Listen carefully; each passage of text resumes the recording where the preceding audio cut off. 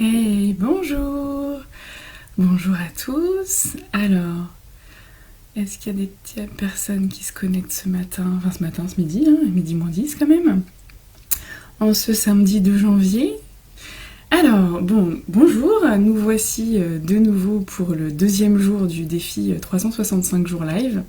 Donc, pour ceux qui n'ont pas vu le live d'hier, ça veut dire que pendant un an, pendant 365 jours, tous les jours, je ferai un live pour vous partager des informations, des petites pépites sur la parentalité, sur tout ce que j'apprends moi. Donc il y a la parentalité, mais il y a aussi le fait de reprendre confiance en soi, sur le fait de se libérer des blessures de notre passé, de tout ce qui nous empêche d'avancer et de tout ce qui nous empêche d'avoir la relation qu'on voudrait avec nos enfants. Voilà, donc c'est vraiment ça que j'ai à cœur de transmettre cette année, puis en règle générale, c'est vraiment d'aider chacun à trouver le meilleur en soi et à développer des relations beaucoup plus authentiques, beaucoup plus harmonieuses avec soi-même, avec les enfants et avec toutes les personnes qu'on côtoie. Alors, si tu passes devant le live, que tu t'arrêtes, n'hésite pas à me faire un petit coucou, à mettre un hashtag live si tu es en live. Et si jamais tu passes un peu plus tard, que tu le vois en replay, tu peux mettre hashtag replay. Sachant que plus il y aura de commentaires, plus ça permettra à d'autres personnes de voir ces informations. Et donc ça pourra aider plus de monde. Et puis ça te permettra aussi toi de les revoir les prochaines dans ton fil d'actu Facebook. Autre chose, je ne sais plus quoi, tiens. Ça commence bien.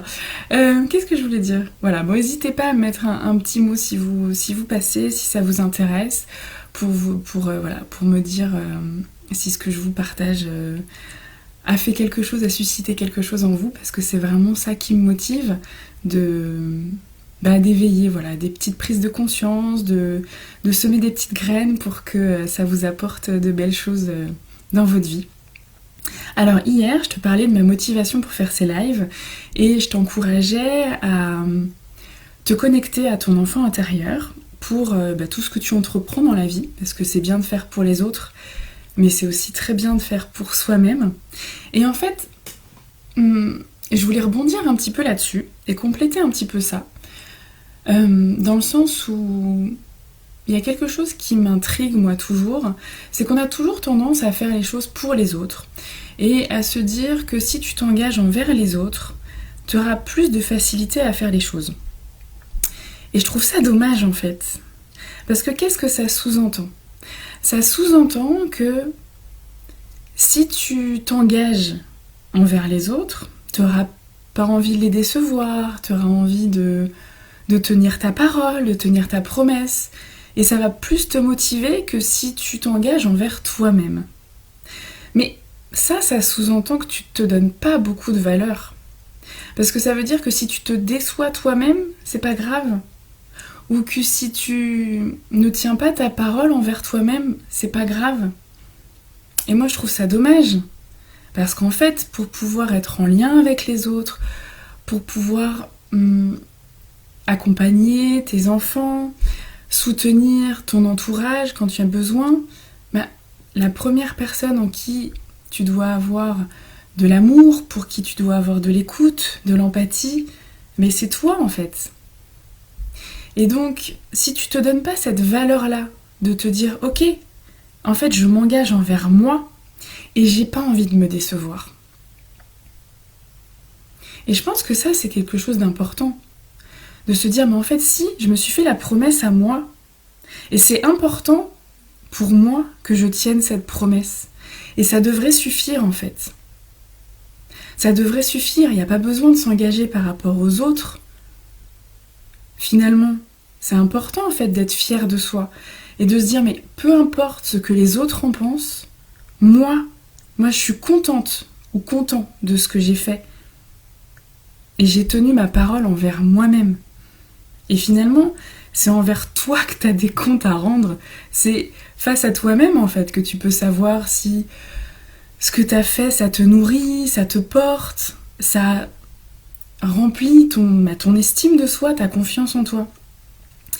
Et voilà, moi c'est vraiment quelque chose que je trouve important et que je remarque dans les personnes que j'accompagne. Alors par mon accompagnement Nouveau Regard, je me rends compte que les mamans que j'accompagne, ben, finalement elles font beaucoup pour leurs enfants, elles font beaucoup pour leur mari, elles font beaucoup pour les autres, même à leur travail.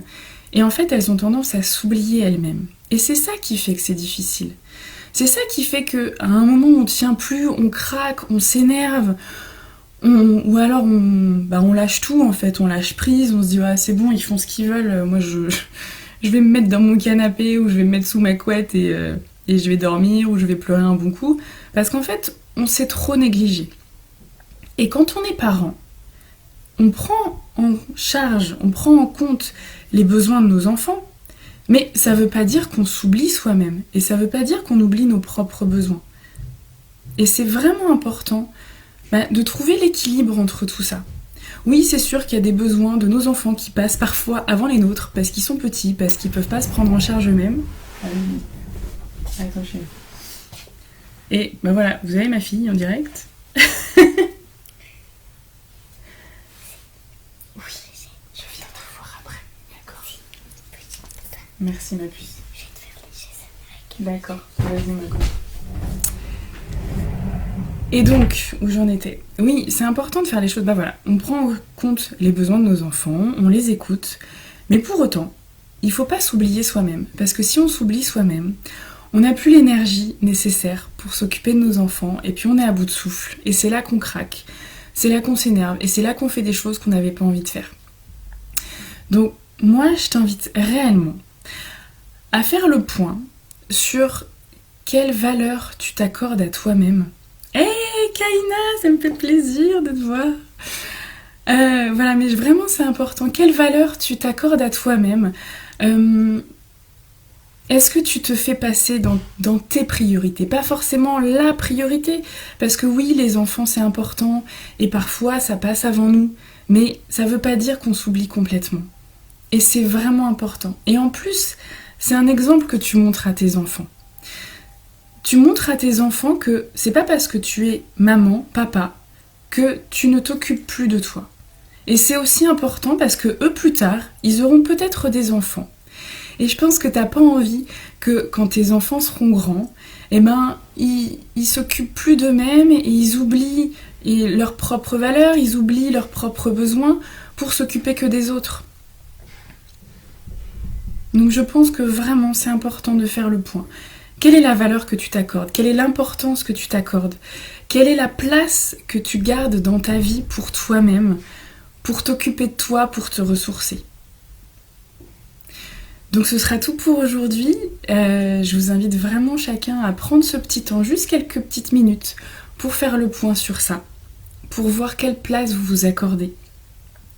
Et n'hésitez pas à me mettre un petit commentaire, à partager la vidéo si ça vous a plu. Je vous fais de gros bisous et je vous dis à demain pour un prochain live. Allez, bye!